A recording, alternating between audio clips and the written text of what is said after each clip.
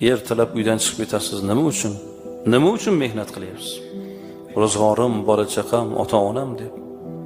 Va topayotgan pulingizni qanchasini o'zingizga ishlatasiz? Hech qanchasini.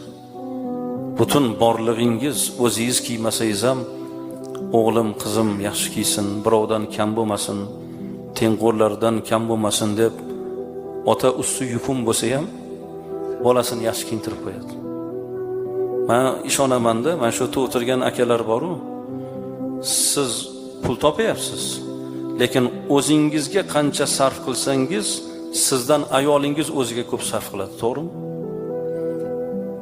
Sizdan ko'proq kiyimga pul sarf qiladi.